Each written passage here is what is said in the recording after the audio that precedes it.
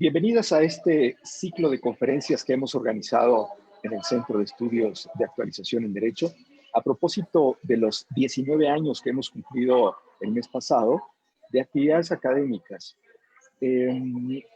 La mejor forma de conmemorar este trabajo que hemos hecho durante ya casi 2 décadas es convocando a las profesoras y los profesores que incorporaremos a nuestro plan de estudios de maestría. En este caso, la conferencia que el día de hoy vamos a escuchar es de la profesora Juana María Ibáñez Rivas y lo hacemos a propósito de la maestría en Derecho Procesal Constitucional.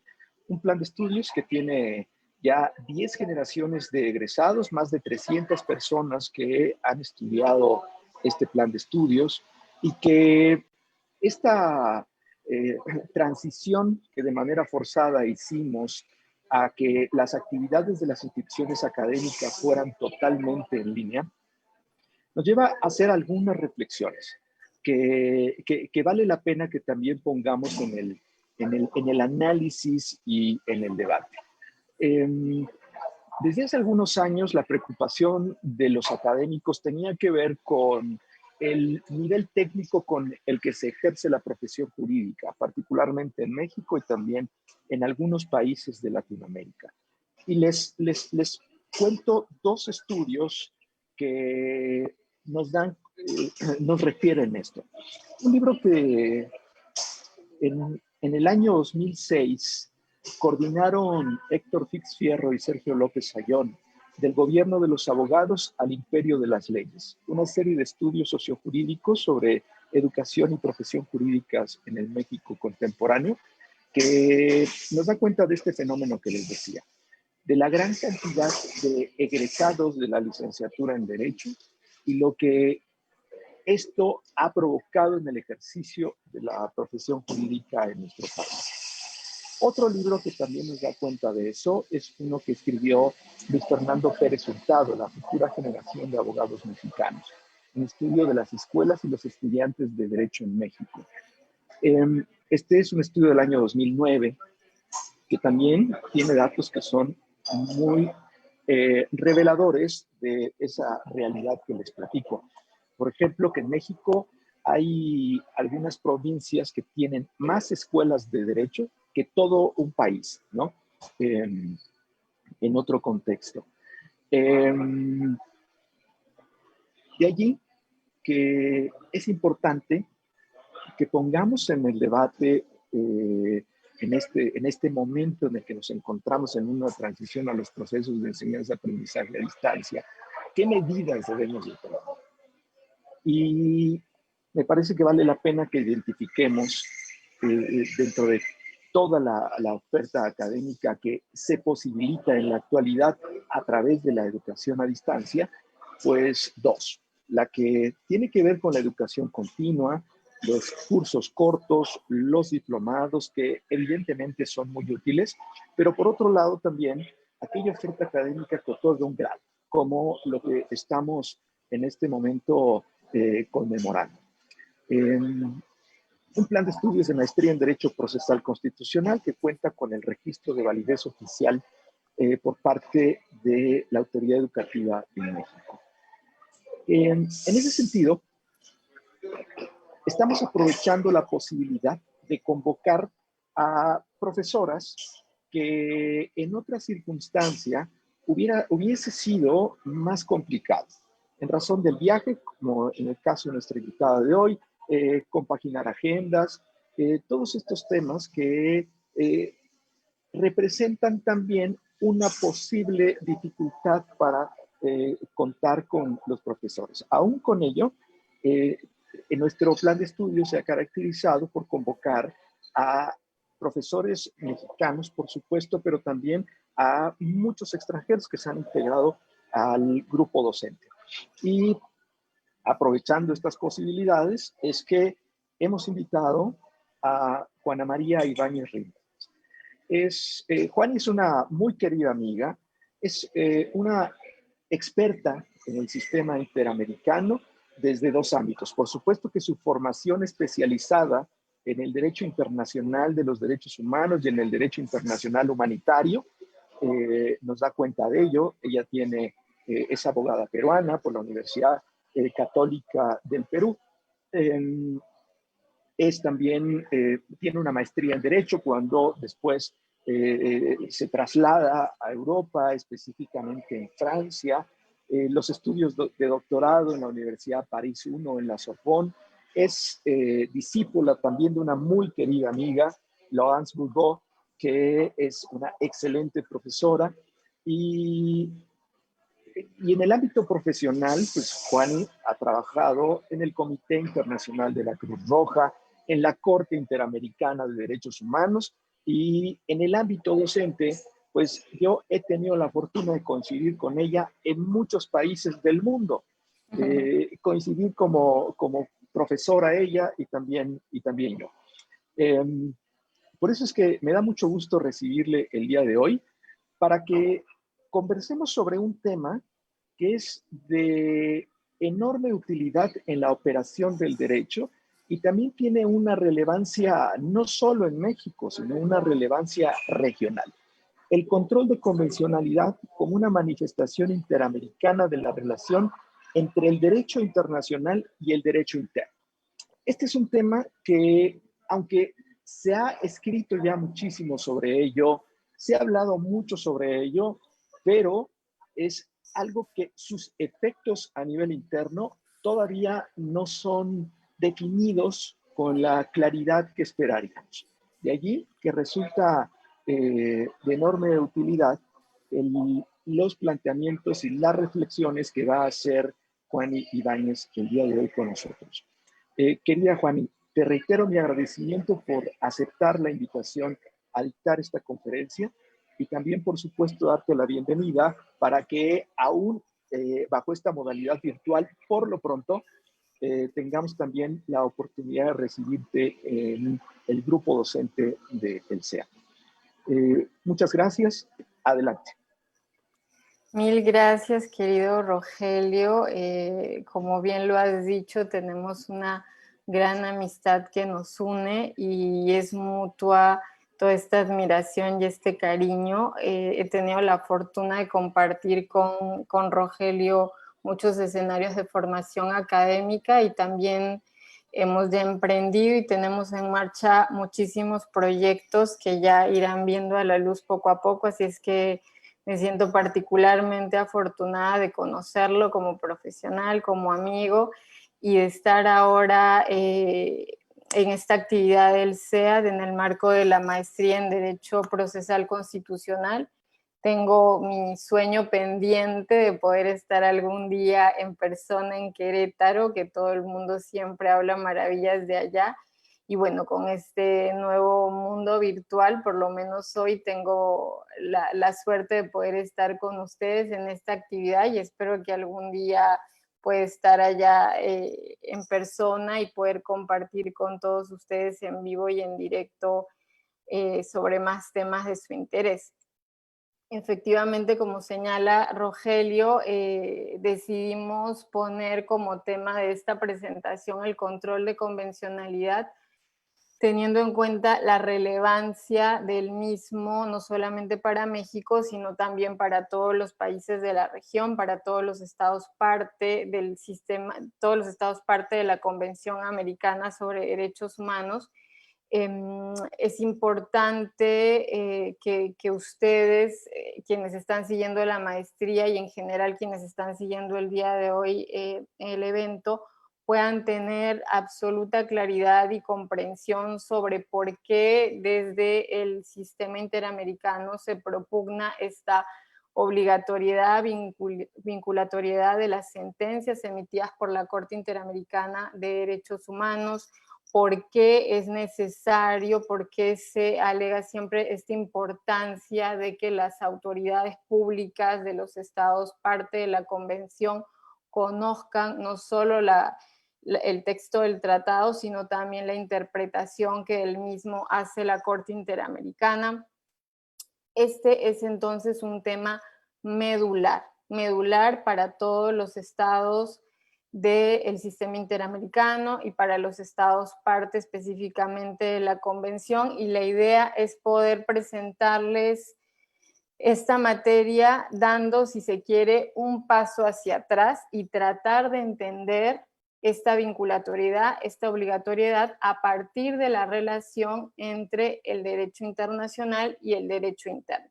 Si no logramos entender esta lógica, lo que sigue siempre va a resultar mucho más complejo de entender. Entonces, la idea es precisamente por ello demostrarles que el control de convencionalidad, tal como es el término acuñado en el Sistema Interamericano de Derechos Humanos, no es otra cosa que la materialización interamericana de la relación entre el derecho interno y el derecho internacional.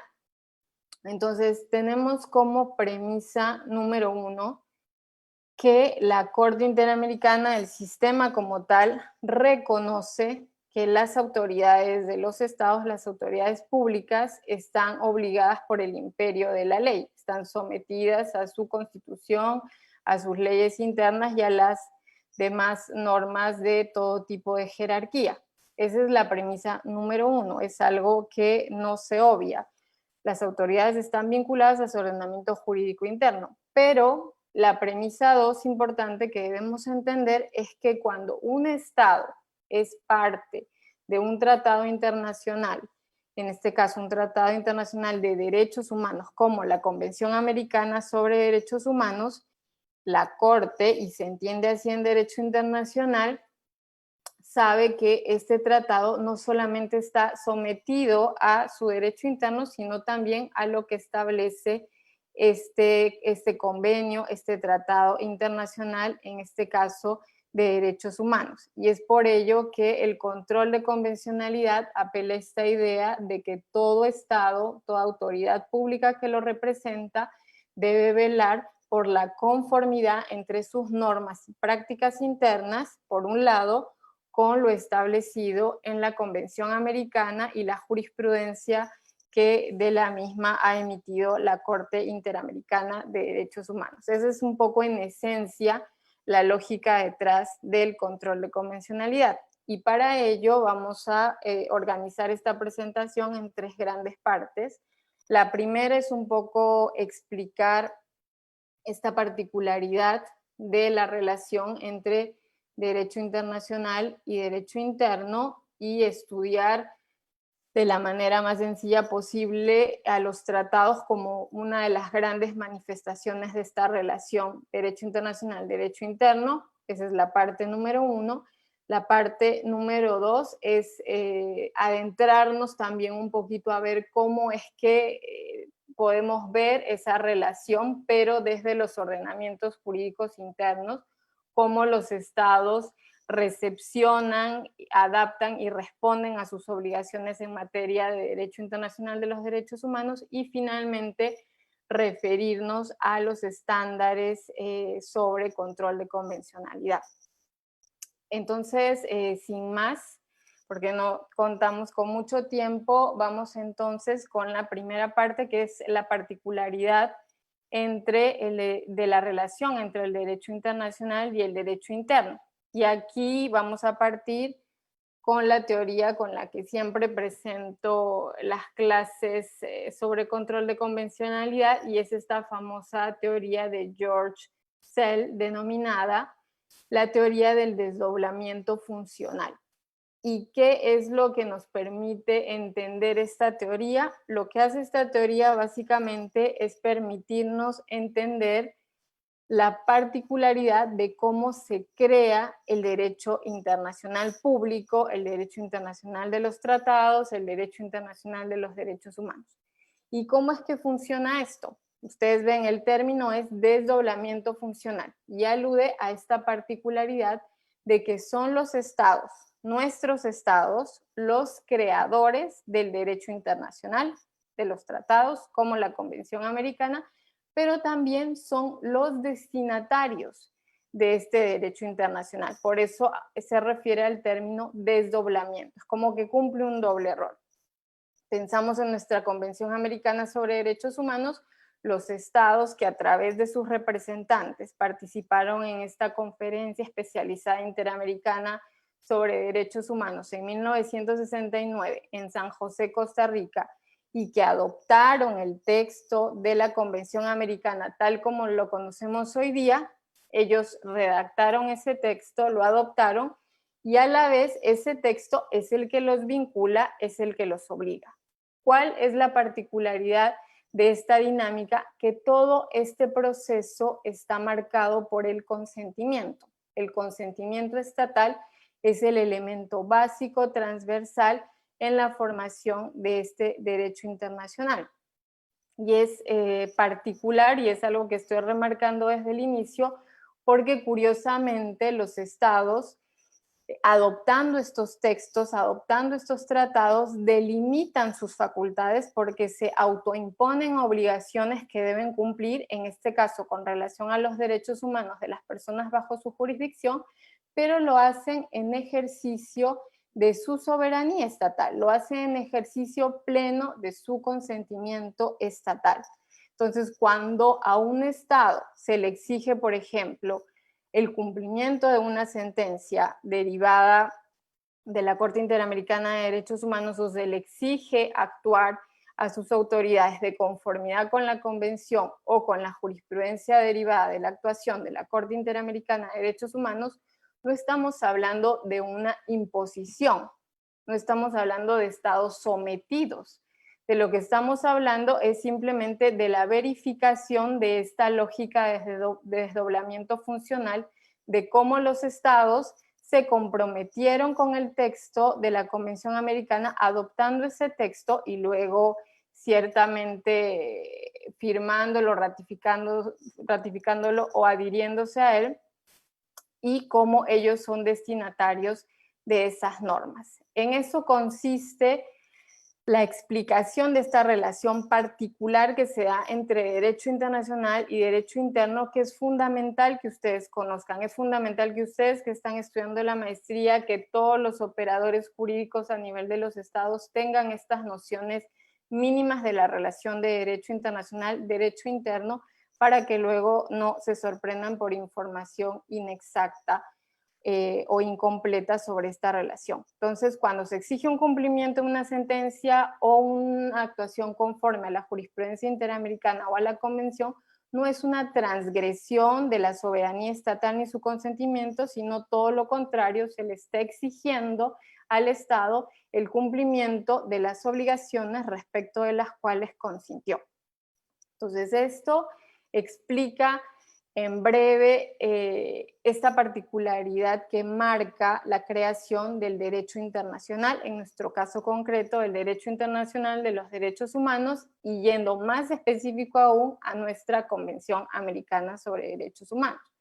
Los tratados de derechos humanos son la manifestación más clara de cómo se da esta creación entre derecho internacional y derecho interno.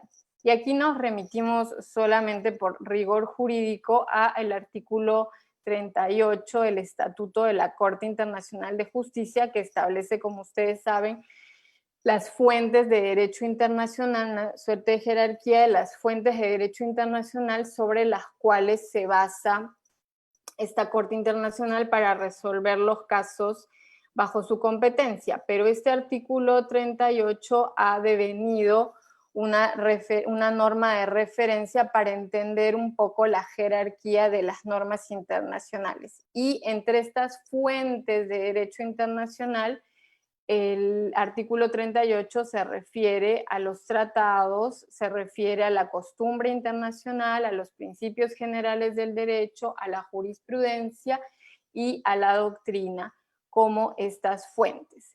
Entonces, ahí nos queda claro que los tratados constituyen una de estas fuentes de derecho internacional.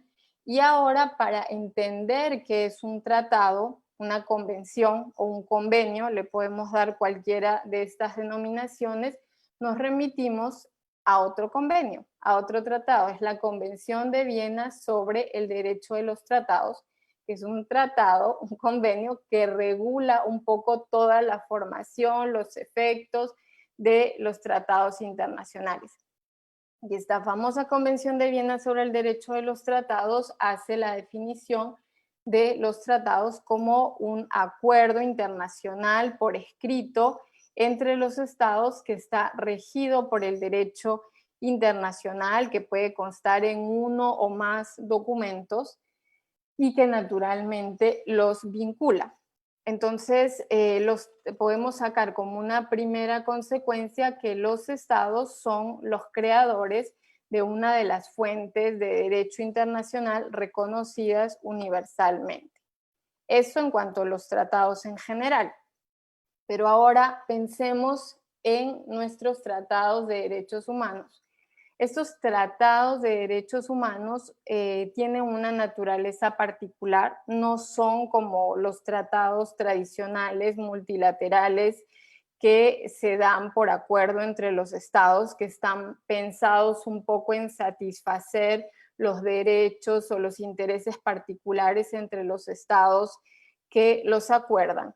Los tratados internacionales de derechos humanos tienen como fin supremo, tienen como interés común la protección de los individuos sin ningún tipo de discriminación, sin tener en cuenta criterios de nacionalidad, la protección de las libertades, de los derechos de los individuos, no solamente del propio Estado que está involucrado en el acuerdo, sino también frente a los demás estados. Entonces, de alguna forma, este criterio de reciprocidad que rige los tratados tradicionales multilaterales entre los estados, pensemos como un contrato, pero a nivel internacional, un estado tiene unos intereses y acuerda con otro estado este tratado pensando en un beneficio mutuo. Ese criterio de reciprocidad, que es el que rige estos tratados tradicionales multilaterales,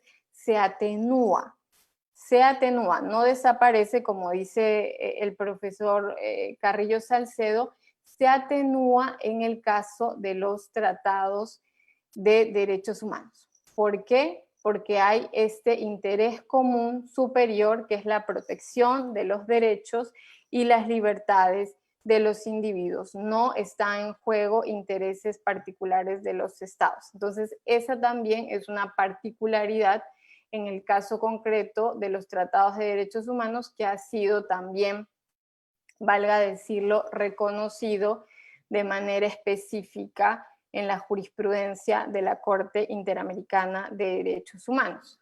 Ahora, ¿de dónde? Ya lo deben estar intuyendo por esta introducción a nuestra clase, pero ¿de dónde es que deriva este carácter vinculante de los tratados de derechos humanos? Ya vamos a ir circunscribiendo nuestra explicación específicamente a los tratados de derechos humanos.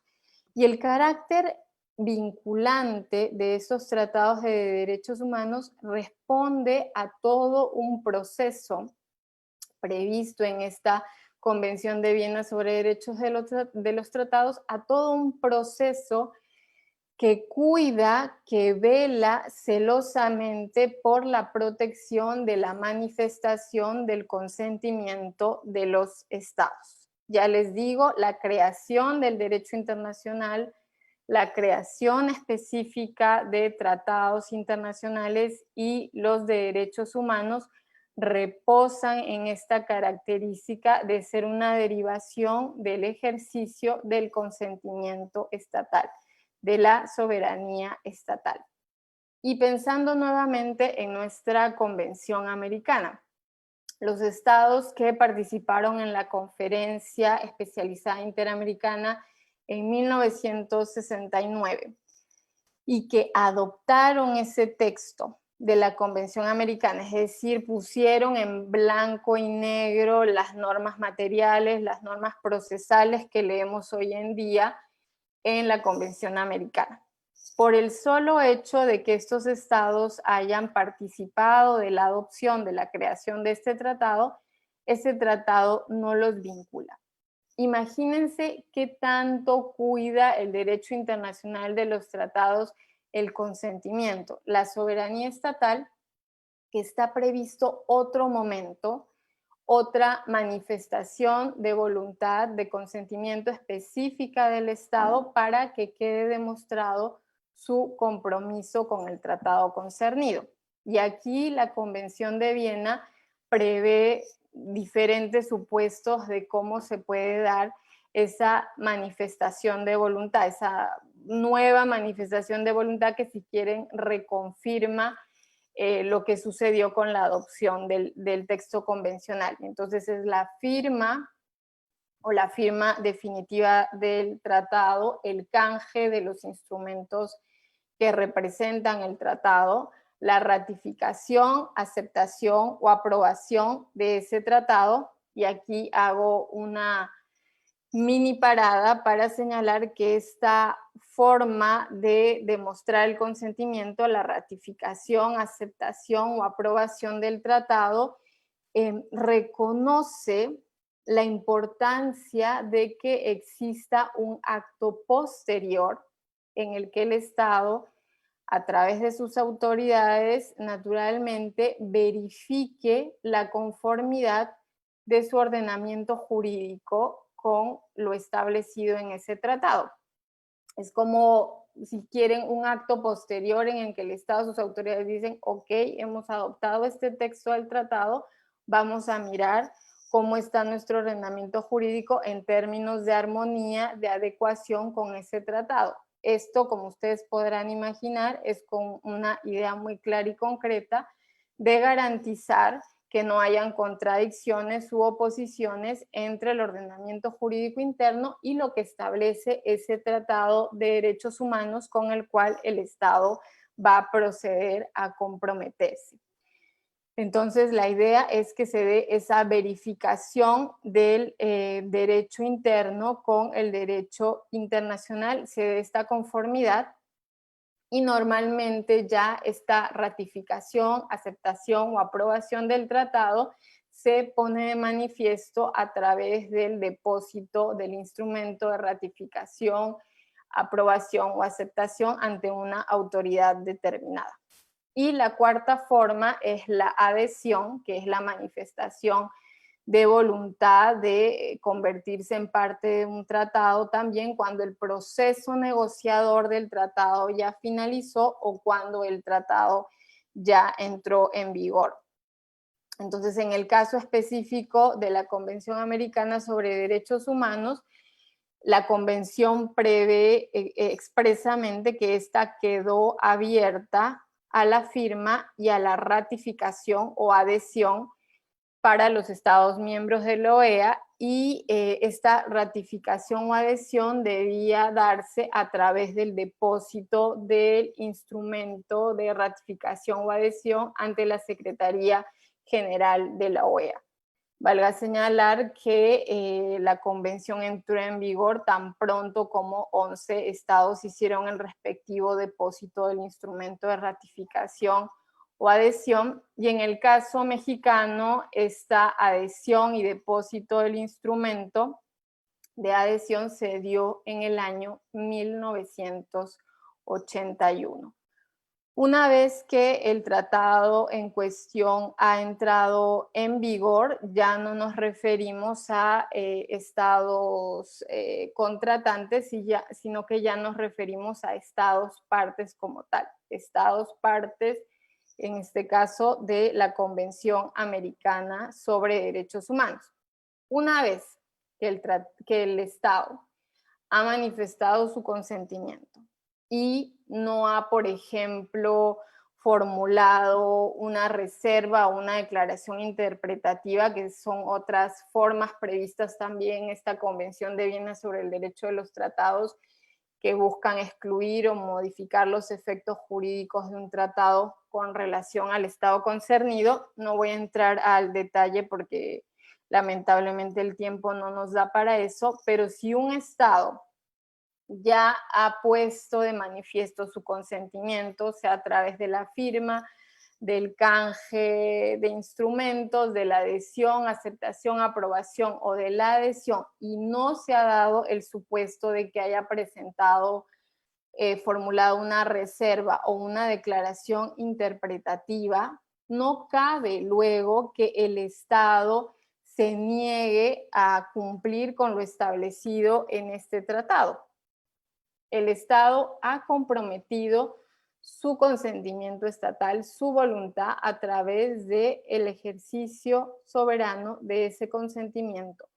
En esa medida, como ustedes podrán ver, y es muy importante que esto quede en cuenta, todo este proceso de la relación entre derecho internacional y derecho interno para dar luz, para dar creación a un tratado y para que el Estado quede comprometido con el mismo, este desdoblamiento funcional, crear el tratado internacional y quedar a la vez vinculado con las normas que establece este tratado internacional, este proceso eh, complejo y maravilloso de creación del derecho internacional a través del desdoblamiento funcional de los estados, cuida celosamente el respeto de la soberanía y del consentimiento estatal. Eso debe quedar absolutamente claro para que podamos entender todo lo demás. ¿Cuáles son los principios que rigen entonces este cumplimiento de los tratados? Como decimos, ya cuando el Estado prestó su consentimiento, esto los obliga y obliga también a las autoridades públicas que representan a ese Estado, porque la actuación o la omisión de las autoridades públicas de un Estado comprometen su responsabilidad internacional. Y hablamos de todas las autoridades de un Estado porque el Estado responde en su conjunto como tal. ¿Qué dispone el derecho internacional en cuanto a los principios que rigen el cumplimiento de estos tratados? Tenemos el principio ex consensu advenit vinculum, que no quiere decir otra cosa que el cumplimiento de estos tratados está basado en el ejercicio soberano del consentimiento estatal. Es un principio básico del derecho internacional de los tratados. El otro principio es uno que ustedes deben haber escuchado de manera regular y es el pacta sunt servanda, y que simplemente quiere decir que los estados, las partes de un tratado, están obligadas a cumplir exactamente con lo que ha sido acordado en el respectivo tratado. Se cumple con los términos de lo acordado. Y aquí también este principio del pacta sunt servanda nos remite a otra idea clave del derecho internacional de los tratados, que es que los estados no pueden invocar las disposiciones de su derecho interno para incumplir con una obligación internacional, para incumplir con lo establecido en un tratado internacional respecto del cual han consentido. Para el derecho internacional, el derecho interno de un Estado, el ordenamiento jurídico de un Estado, son simples hechos que no pueden ser oponibles. Si un Estado no cumple con su obligación internacional, se genera su responsabilidad internacional. La única excepción que también está prevista en la Convención de Viena sobre el derecho de los tratados es cuando ha habido un vicio en el consentimiento para vincularse con un tratado. Es la única excepción. Pero si no, se entiende que el Estado se comprometió de buena fe y que en esa medida debe cumplir con lo acordado. Y el último es el pacta tertis nec nocen nec prosum, que quiere decir que el tratado solo vincula a las partes involucradas y no a terceros. Los estados van a elegir luego cuáles son los medios para cumplir con ese tratado internacional, pero, reiteramos, se genera la responsabilidad internacional del Estado en caso de incumplimiento, y lo que debe quedar absolutamente claro es que lo que se espera de estos estados en derecho internacional es que cumplan por un principio de coherencia, de buena fe, que cumplan con lo que han consentido. Cada estado es el que finalmente decide cómo se da esta recepción de los tratados internacionales. Y aquí entonces pasamos a la segunda parte de la presentación. Para el derecho internacional, reitero, prima el derecho internacional. En la esfera del derecho internacional, el derecho internacional es lo que se debe cumplir y el ordenamiento jurídico interno, las normas internas no son oponibles para justificar un incumplimiento, una falta de conformidad con el tratado concernido. ¿Qué es lo que sucede? Vamos a dar una mirada desde el derecho interno para ver cómo los estados se aproximan a esta relación entre derecho internacional y derecho interno. Entonces, ya les digo, el derecho internacional no les impone a los estados cómo deben recepcionar estos tratados, ni qué jerarquía darles. Eso es una decisión de derecho interno de cada uno de los estados. Cada estado decide esas formas de incorporación y, por ejemplo, según nuestra doctrina, existen como mecanismos de recepción de los tratados internacionales en el derecho interno explicados a través de estas teorías denominadas monista y dualista. La teoría monista brevemente alude a esta idea de que derecho internacional y que derecho interno forman una unidad en perfecta armonía y que si un Estado se ha hecho parte de un tratado internacional, ese tratado puede ser invocado por los individuos directamente en el derecho interno. Y por otro lado, la teoría dualista, según se explica en la doctrina, alude a que estos dos órdenes, el internacional y el interno, son dos esferas distintas, diferentes, que no están unidas, y que para que un particular pueda invocar un tratado internacional del cual el Estado es parte, ese tratado internacional tiene que ser transformado en derecho interno, o sea que tiene que haber un acto interno específico que transforme ese tratado internacional en una norma interna que pueda invocar un particular. Esas son las teorías tradicionales descritas en la doctrina como formas de recepción del derecho internacional en el derecho interno. Sin embargo, a estas alturas, la doctrina ya establece que estas teorías ya están desfasadas y que no pueden sostener en sí mismas la relación derecho internacional, derecho interno, que podemos encontrar estados que son monistas para unas fuentes, dualistas para otras fuentes, o que son dualistas en el texto, según el texto de su constitución, pero en la práctica se comportan como estados monistas.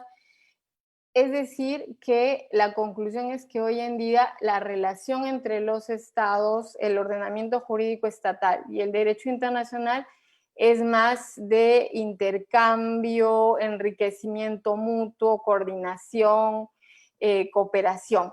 Y es por ello que se habla de teorías superadas. Incluso el profesor Armin Bock-Bondandi se refiere a estas teorías como zombies jurídicos que ya no tienen aplicación en la práctica. Eso en cuanto a la recepción. En cuanto a la jerarquía también, pese a que para el derecho internacional prima el derecho internacional, eso no supone que los estados están obligados a dar una determinada jerarquía a los tratados internacionales de derechos humanos.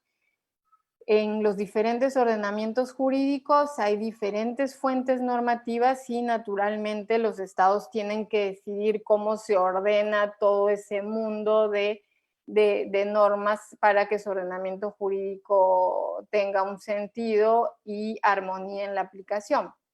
Entonces, normalmente son las constituciones de nuestros estados las que establecen cuál es la jerarquía que se da a los tratados.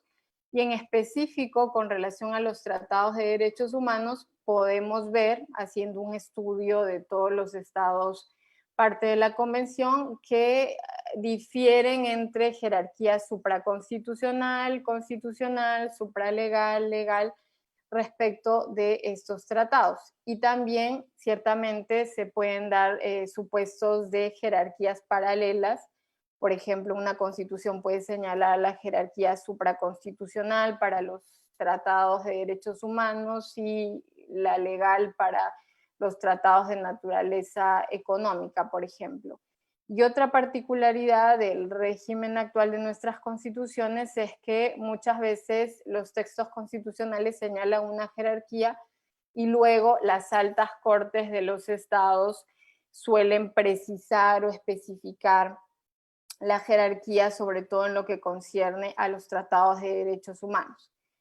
¿Qué podemos constatar ahora de nuestras constituciones? Si hacemos también una mirada rápida por el texto de las constituciones de los estados de la región, vamos a constatar que existe una clara apertura del constitucionalismo al derecho internacional. Por eso se suele hablar también de la internacionalización del derecho interno, porque hay una apertura, hay claramente una apertura de las constituciones de los derechos internos a estas fuentes de derecho internacional y concretamente a los tratados y a las fuentes vinculadas al derecho internacional de los derechos humanos. Y cómo, por ejemplo, podemos verificar esa apertura del constitucionalismo contemporáneo.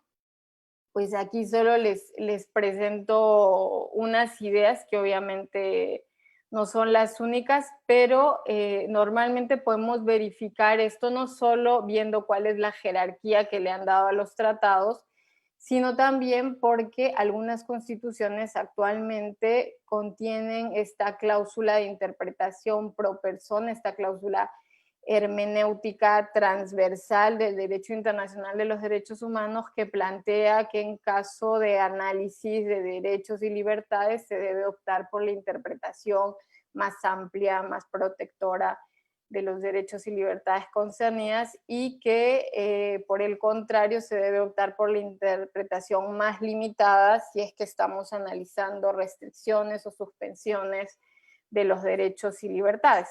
Hay constituciones que prevén expresamente la cláusula de interpretación pro persona, hay constituciones que establecen esta cláusula de interpretación, que es básicamente esta que señala que la Constitución o las normas internas deben ser interpretadas a la luz del derecho internacional de los derechos humanos o de los tratados específicos de derechos humanos de los que el Estado es parte.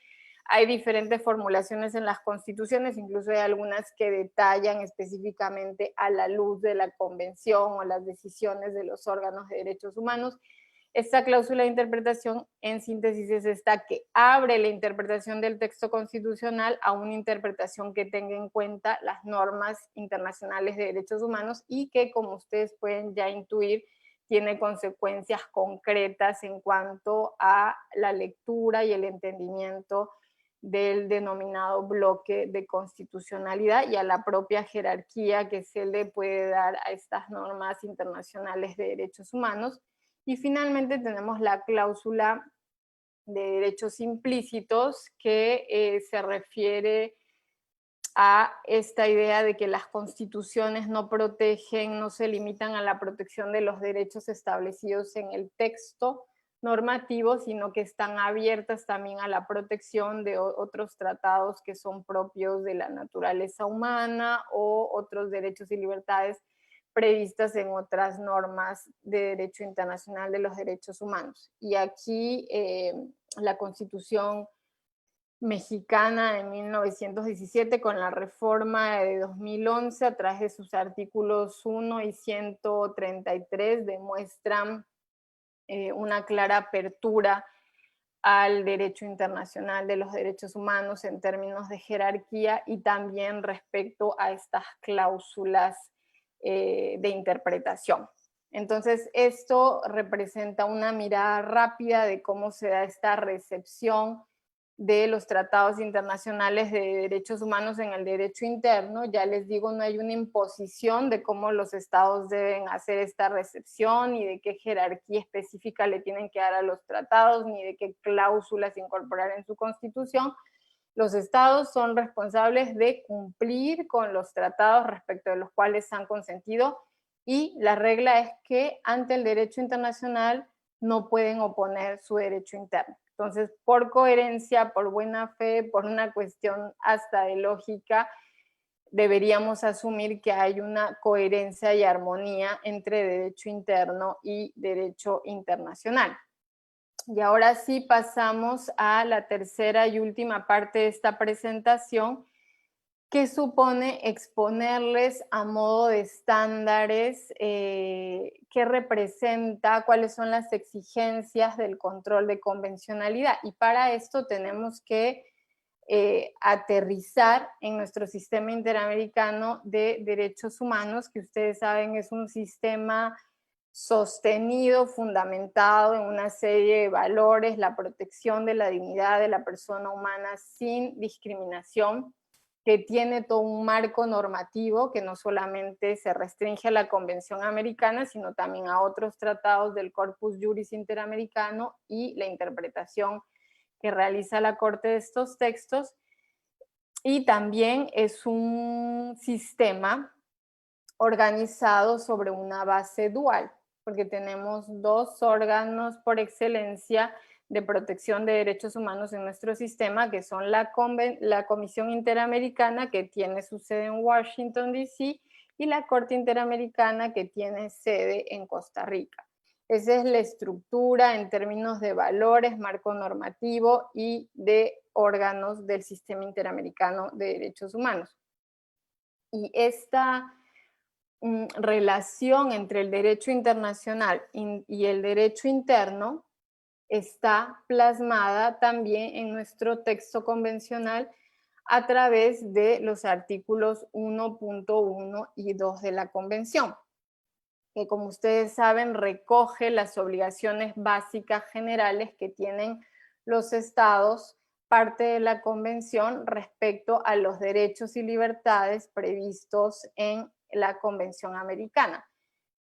¿Cómo están formuladas estas obligaciones generales establecidas en la Convención?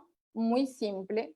La Convención recuerda en estos dos artículos claves que precisamente por este consentimiento estatal generado a través de esta figura del desdoblamiento, los estados están obligados a respetar y a garantizar esos derechos y libertades. Respetar, que normalmente se entiende una lógica más de abstención, es decir, que el Estado, por ejemplo, se abstenga de violar el derecho a la vida, de torturar a las personas, de generar situaciones de esclavitud. Se entiende más en sentido negativo normalmente en términos de abstención, y la obligación de garantía, que supone más una actuación de hacer, de tomar todas las medidas administrativas, judiciales, legislativas, sociológicas, etcétera, todas las medidas que permitan a los estados garantizar, valga la redundancia, el cumplimiento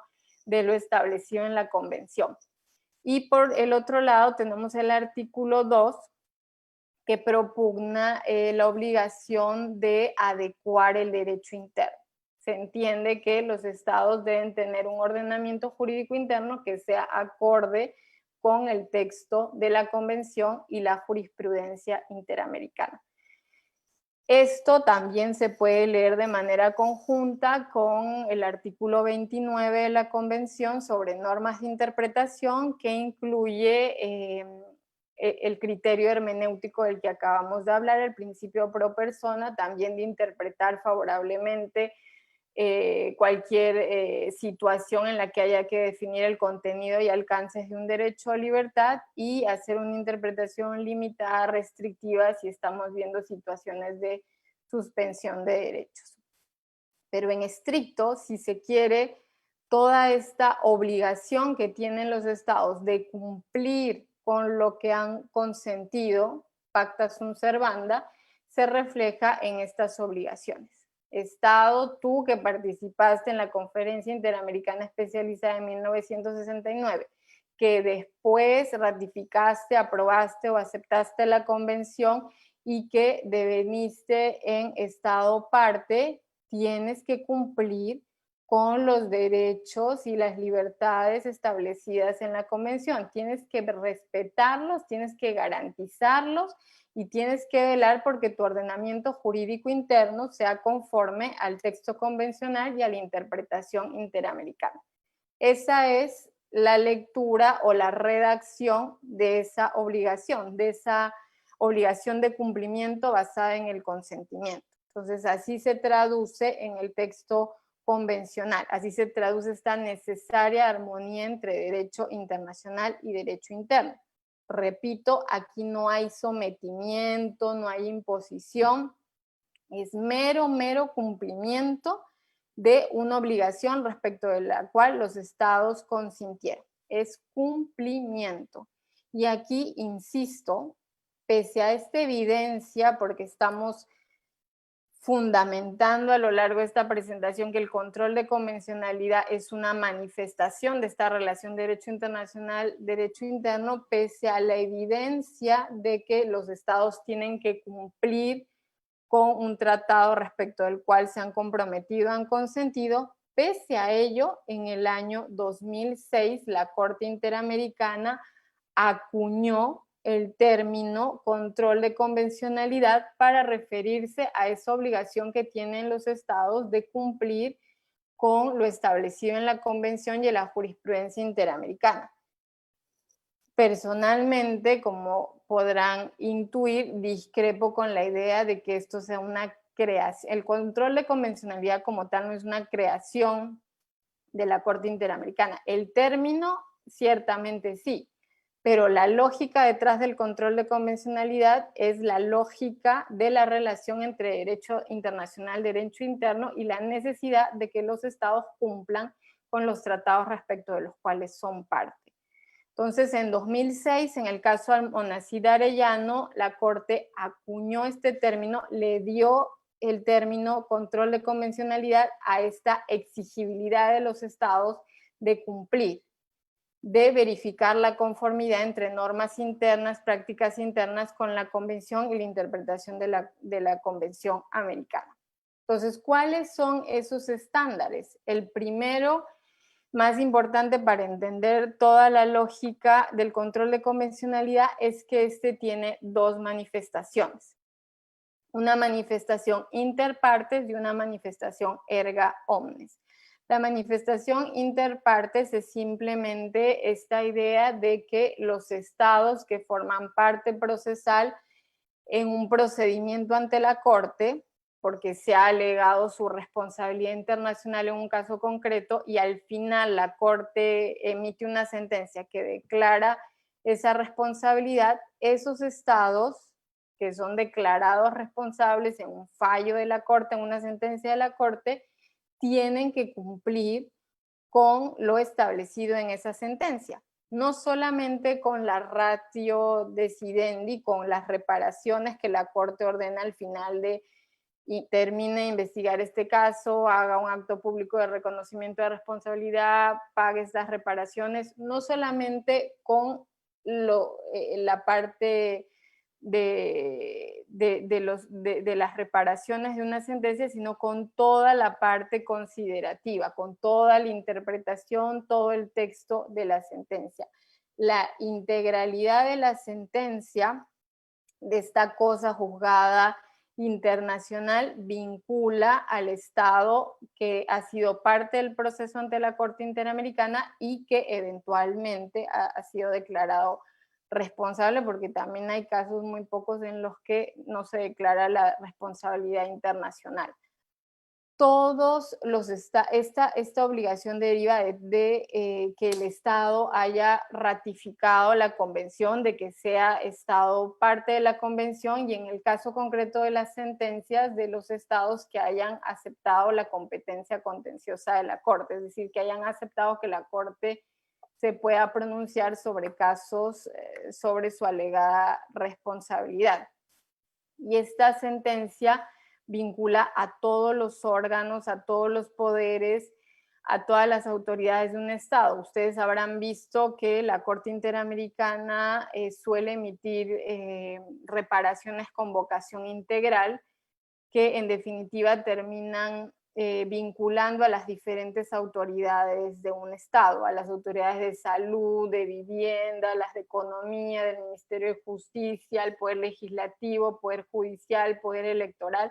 Entonces esa sentencia vincula a todos los órganos del Estado y naturalmente en la lógica de lo que hemos visto hasta ahora, los Estados no pueden frente a una sentencia pretender invocar su derecho interno para incumplir con lo establecido en el fallo. Y algo también que hay que remarcar es que algunos estados, como en el caso de México, han creado leyes específicas para tratar de hacer mucho más sencillo el procedimiento de cumplimiento de sentencias. Es decir, que una vez que la Corte emite una sentencia, a través de estas leyes normalmente ya se sabe a quién se va a notificar primero, qué órgano, qué ministerio del Estado va a ser notificado primero y este órgano a quién va a notificar después, de dónde se van a sacar los fondos para las indemnizaciones, etcétera. Y eso ayuda muchísimo a que haya toda una política y una práctica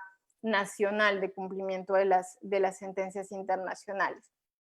Eso en cuanto al efecto interpartes, la manifestación interpartes del control de convencionalidad. México, por ejemplo, cumpliendo la sentencia Alvarado Espinosa. Exactamente, ahí se declara la responsabilidad internacional del Estado, entonces tiene que cumplir con las reparaciones y con todo el texto establecido en la norma. ¿Cuál es la manifestación erga omnes? La otra manifestación del control de convencionalidad es esta obligatoriedad de cumplimiento para los estados que no han sido parte procesal en un determinado procedimiento a la Corte. Es la idea de que todos los demás estados, en nuestro ejemplo, todos los demás estados que no fueron México en ese procedimiento ante la Corte también deben tener en cuenta y aplicar en la medida de lo posible esa jurisprudencia de la Corte. Obviamente no están obligados a cumplir con las reparaciones. Las reparaciones, estas órdenes específicas de la Corte a un Estado declarado responsable, solo las tiene que cumplir ese Estado responsable. Pero la jurisprudencia que se deriva de eso, de ese fallo, las interpretaciones que se derivan de ese fallo, se entiende que también vinculan a los demás estados. En nuestro ejemplo, los demás estados que no son México. Esta norma convencional interpretada a través de la sentencia, a través de ese fallo, esta res interpretada vincula a todos los estados parte de la Convención Americana, porque los estados parte, cuando ratificaron, aprobaron, aceptaron, depositaron el instrumento de ratificación de la Convención Americana, aceptaron lo que establece el texto de la Convención. Y el texto de la Convención establece que la Corte Interamericana es el órgano jurisdiccional que tiene la última palabra respecto a la interpretación del contenido y alcances de la Convención.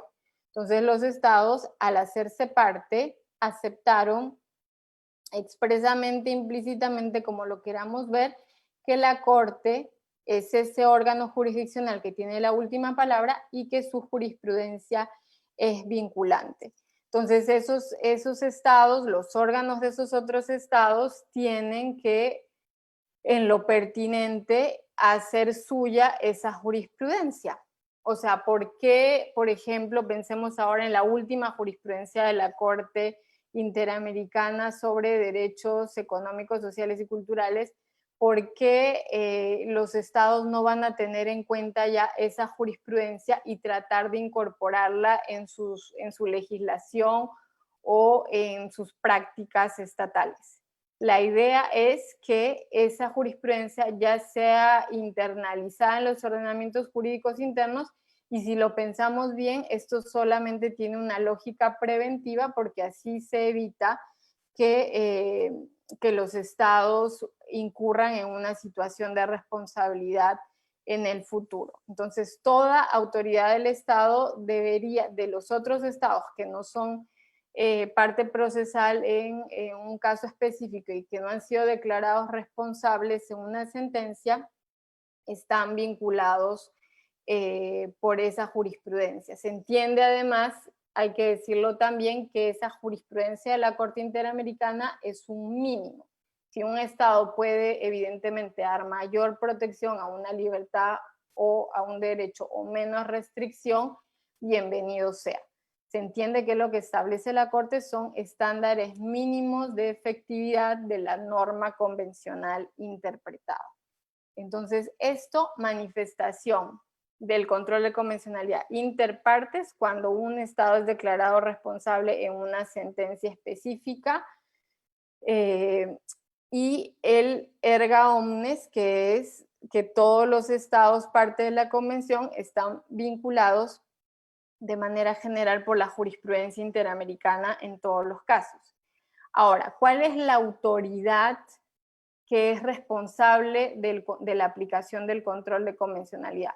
Primero, lo reitero nuevamente, todo Estado parte está obligado a ejercer el control de convencionalidad, sin importar, esto es independiente de que el Estado haya aceptado o no la competencia contenciosa de la Corte, porque como les digo, basta con que seas parte y que hayas aceptado que la Corte Interamericana puede realizar esas interpretaciones para que ya estés vinculado con esa jurisprudencia y con el texto convencional. Todo Estado parte está obligado a cumplir con el control de convencionalidad, y esto con independencia de que sea un Estado con estructura federal o un Estado con estructura unitaria. También es irrelevante que se den cambios de gobierno, no se puede alegar una situación de cambio de gobierno para decir que ya el Estado no está obligado o vinculado por el principio de continuidad del Estado. Debe cumplir con las obligaciones respecto de las cuales consintió, y la parte determinante, que son todos los poderes, todos los órganos, todas las autoridades del Estado, sea poder ejecutivo, legislativo, judicial, electoral, los que están vinculados con el control de convencionalidad. Ciertamente, en un inicio, desde Almonacid Arellano, la Corte ponía énfasis en la obligación de este control de convencionalidad, sobre todo respecto de las autoridades del Poder Judicial, pero esto cambió básicamente a partir del 2011 con la sentencia Hellman respecto de Uruguay, donde la Corte fue enfática y clara de que esta obligación incumbe a toda autoridad pública. E incluso en este caso que se refería a la aprobación a través de plebiscito y referéndum de una ley que permitía la impunidad de responsables de graves violaciones de derechos humanos en la dictadura en Uruguay, la Corte dijo que incluso estas manifestaciones, estos ejercicios de la democracia a través de plebiscito o de referéndum, también están sometidas al control de convencionalidad. Imagínense lo que representa esa jurisprudencia. La Corte ha dicho que incluso si toda la población de un Estado, a través de un plebiscito, a través de un referéndum, vota por una medida que va en contra de la esencia de los derechos humanos, esto debe pasar por un control de las autoridades del Estado, y si va en contra de la Convención Americana, por más manifestación de la democracia, si el control de convencionalidad nos dice que no es acorde a la Convención de la Jurisprudencia, no debería pasar, no debería ser vinculante ni aplicable. El caso Hellman en ese sentido es emblemático y fuerte y contundente al señalar que es toda autoridad pública la que debe cumplir con el control de convencionalidad, y esto lo debe hacer en el ejercicio de sus competencias y de las regulaciones procesales correspondientes. Entonces, poder ejecutivo, legislativo, judicial, electoral, al momento de emitir normas, al momento de poner en ejercicio determinadas prácticas, deben verificar la compatibilidad de estas con lo establecido en la Convención y en la jurisprudencia interamericana. Aquí solo hago un breve paréntesis al señalar a toda autoridad pública. Efectivamente eso puede comprometer a los militares, a los policías, al director de un hospital, al director de una escuela, a los responsables del Ministerio de Cultura, y hay algunas voces dentro del sistema interamericano, eminencias y gente muy querida y respetada, que ponen en cuestión que el control de convencionalidad pueda tener una amplitud así y que se le exija más allá de las autoridades judiciales tradicionalmente entendidas. Entonces, aquí mi modesta opinión es que, ¿por qué no vamos a esperar que toda autoridad pública de un Estado pueda cumplir con lo establecido en la Convención y con la jurisprudencia interamericana? Eso sería lo ideal. ¿Por qué no esperar que las autoridades del sector salud, los jefes de los hospitales públicos, el ministro de Salud, no conozca acerca de la jurisprudencia interamericana en los casos Cuscul, Tibaral, Poblete Vilches? ¿Por qué no? Si los estados están comprometidos respecto de la Convención Americana y la jurisprudencia emitida por la Corte Interamericana, se entiende que eso vincula al Estado y a todas sus autoridades públicas. Y en el mundo ideal, todas las autoridades públicas deberían estar informadas de la jurisprudencia, por lo menos relevante para el ejercicio de funciones que realizan. ¿Cómo no esperar que los responsables de las Fuerzas Armadas, de la Fuerza Policial, conozcan la jurisprudencia de la Corte Interamericana en materia de uso de la fuerza letal? ¿Por qué no? ¿Por qué no deberíamos esperar un comportamiento acorde a la Convención y a la jurisprudencia si, en caso de que no se actúe de conformidad con la Convención y con la jurisprudencia, se va a generar la responsabilidad internacional del Estado, la responsabilidad primero interna y luego la responsabilidad internacional? Pero bueno, es un debate amplísimo, complejo, que lo dejo ahí simplemente. Pero para cerrar este estándar, simplemente señalar que es importante en cuanto al perfil de esta autoridad pública, sobre todo las del Poder Judicial y en general todas las autoridades vinculadas a la administración de justicia en todos los niveles, que se cumplan con los criterios de competencia, imparcialidad e independencia, y de manera general que las autoridades responsables del control de convencionalidad tengan una formación adecuada, básica, sobre temas esenciales para entender esto, como por ejemplo la relación derecho internacional, derecho interno, sobre el sistema interamericano, sobre el derecho de tratados. Yo sé que es un poco idealista, pero a eso deberíamos tratar de llegar. ¿Cuál es el tercer estándar? Que lo que está sujeto a este control de convencionalidad son tanto las normas como las prácticas de los estados. Las normas entendidas en sentido general, norma jurídica en sentido general, y esto puede comprender, como ustedes saben, pensando en la sentencia de la última tentación de Cristo, puede incluso comprender la Constitución, leyes, reglamentos, ordenanzas, resoluciones, jurisprudencia. Toda norma jurídica entendida en sentido general está sujeta a este control de convencionalidad.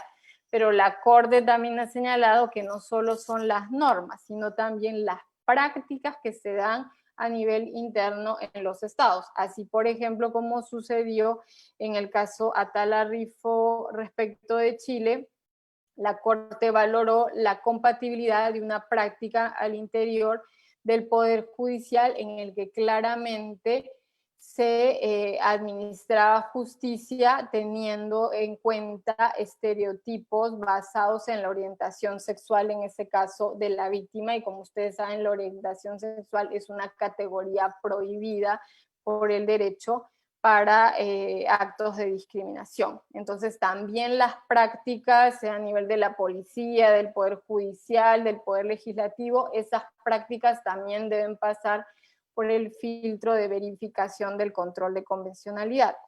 ¿Cuál es el referente normativo para la aplicación del control de convencionalidad? Es la Convención Americana sobre Derechos Humanos, la interpretación que de la misma ha hecho la Corte y el Corpus Juris Interamericano de Derechos Humanos con la respectiva interpretación que también ha hecho el tribunal.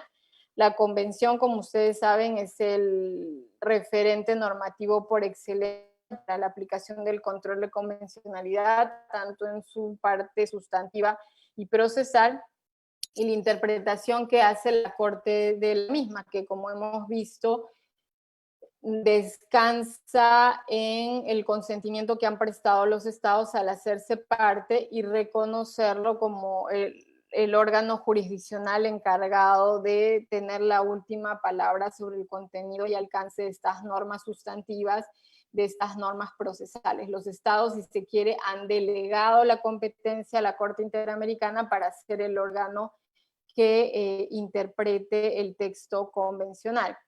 Y esta jurisprudencia de la Corte se manifiesta a través de su competencia contenciosa, emitiendo sentencias y resoluciones de supervisión de cumplimiento, la competencia consultiva, que la propia Corte ha señalado que busca tener una lógica preventiva, un control de convencionalidad preventivo en la medida que no se refiere a casos específicos contenciosos, y finalmente a través de la facultad que tiene la Corte de emitir medidas provisionales, medidas urgentes. Hay toda una riquísima jurisprudencia de la Corte Interamericana que ya no solo se limita a las sentencias, a los fallos.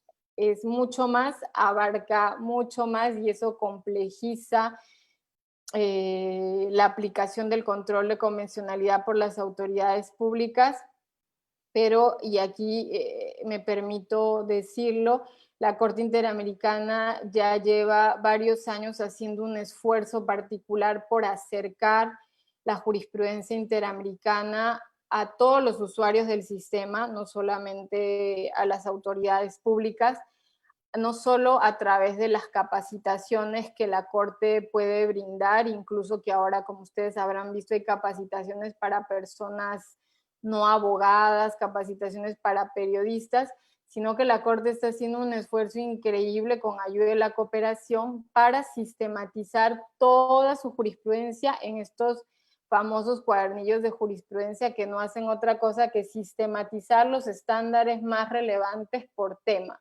desaparición forzada, migración, justicia transicional, corrupción, control de convencionalidad, derecho a la libertad personal.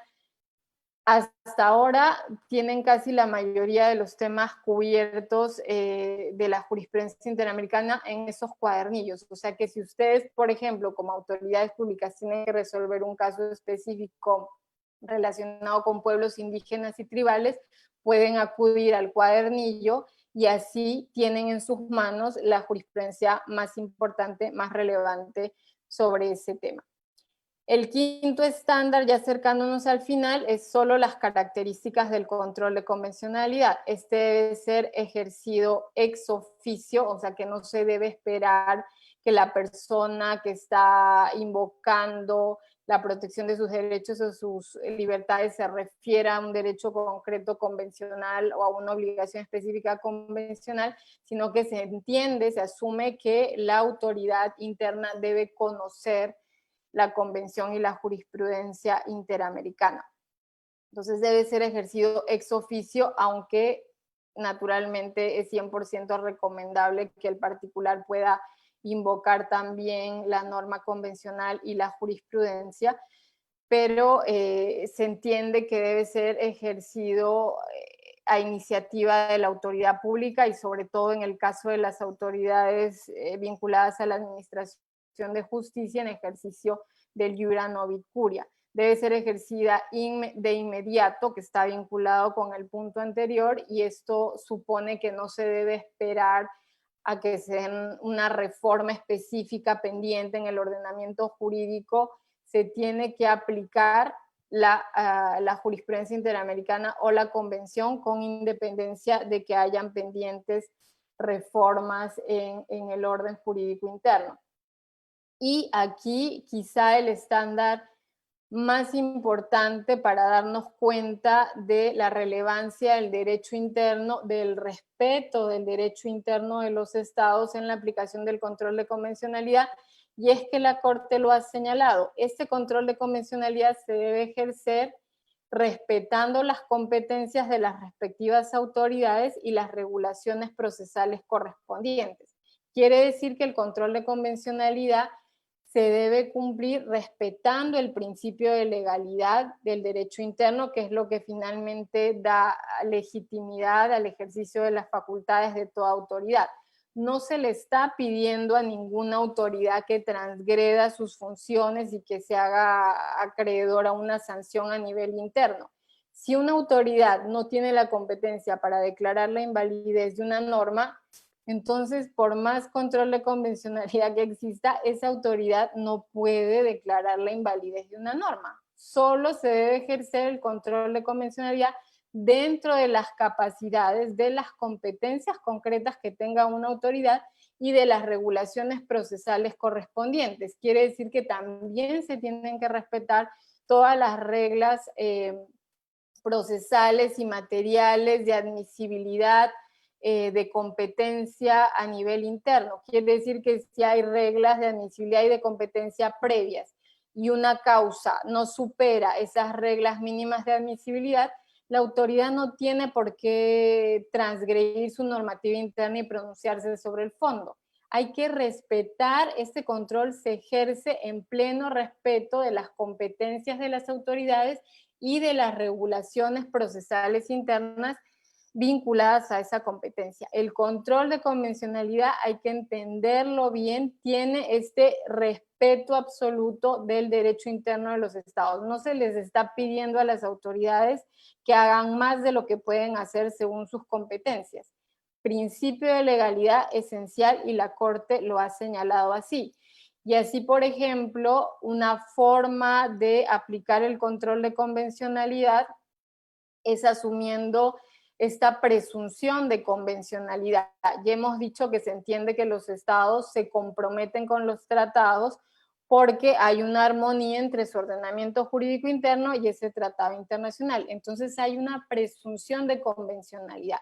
En el mundo ideal, en el mundo feliz, como diría un amigo, se entiende que las normas internas, las prácticas internas son conformes a la Convención Americana. Y entonces, si una autoridad tiene que crear una norma o poner en práctica una medida específica dentro de su ordenamiento jurídico interno, va a ver cuál de las interpretaciones, cuál de las medidas es más conforme con lo establecido en la Convención Americana y la interpretación que de la misma ha hecho la Corte. Es el criterio de la interpretación armoniosa, de la interpretación conforme.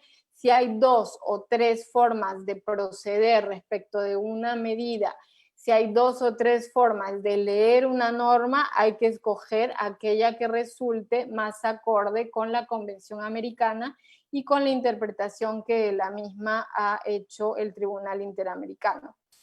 Si esta interpretación armoniosa, si esta interpretación conforme no es posible, pues ahí habrá la opción de inaplicar una norma o declarar su invalidez, pero solo la autoridad que tenga la competencia para hacerlo. La autoridad que no puede hacerlo, pues simplemente no debe pensarlo ni como opción. Si no es posible la interpretación conforme, pero se puede declarar la inaplicación de invalidez, eso solo concierne a las autoridades que tengan competencia para ello por principio de legalidad y en respeto de las regulaciones procesales correspondientes. Último estándar, entonces, la Convención Americana no impone un sistema específico de control de constitucionalidad para realizar el control de convencionalidad. se entiende que el control de convencionalidad se debe aplicar de manera complementaria con el control de constitucionalidad, evidentemente para las autoridades que puedan ejercer ese control de constitucionalidad. Porque oponer el control de constitucionalidad al control de convencionalidad resulta un falso dilema. Si un Estado se comprometió con un tratado, se entiende, presumimos la buena fe de las autoridades del Estado, principio de coherencia, que es porque hay una armonía entre ese derecho internacional y ese derecho interno.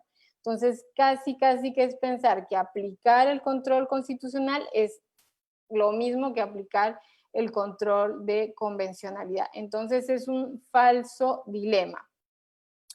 El control, obviamente, reitero, esto es para la autoridad que tenga la competencia para ejercer el control de convencionalidad. Y en esa medida me permito reiterar las palabras del querido y admirado profesor Sagüez: no basta con que la norma sea constitucional, la norma también debe ser convencional. Y en esa medida es que se habla de la complementariedad entre control de convencionalidad y de constitucionalidad. Entonces, la Corte Interamericana ha señalado que el control de convencionalidad no exige que los estados establezcan un determinado sistema. En nuestros ordenamientos jurídicos vemos sistemas de constitucionalidad mixtos, difusos, concentrados. La Corte Interamericana no impone a los estados, no los somete a que establezcan un determinado ordenamiento constitucional basado en el sistema difuso, por ejemplo. Los estados son libres de tener el régimen constitucional que ellos hayan decidido establecer, y en ese sistema constitucional, en ese régimen de control de constitucionalidad que tengan, tienen sí o sí que aplicar el control de convencionalidad. La Corte ciertamente ha destacado la importancia de los tribunales constitucionales como órganos de protección de los derechos y libertades, pero ha señalado que no puede imponer a los estados el establecimiento del mismo como parte de su orden jurídico.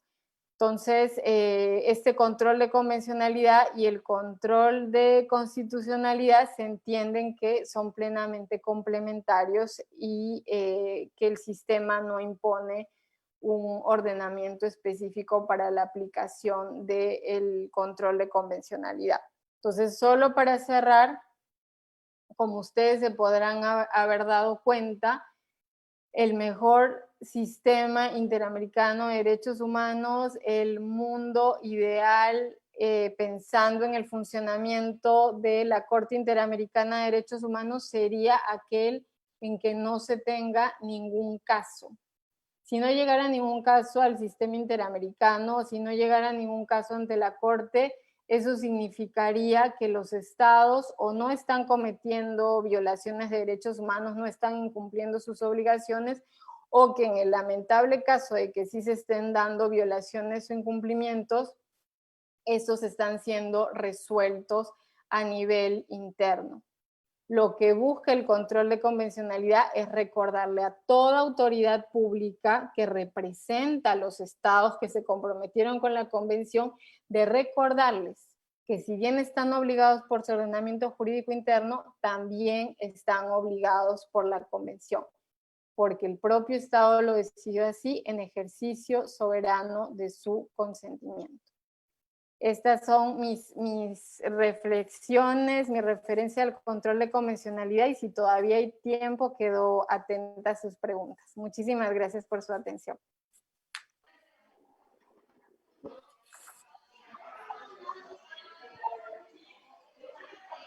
Querida Juani, te agradezco el habernos acompañado el día de hoy con esta magnífica exposición, como todas las que te caracterizan.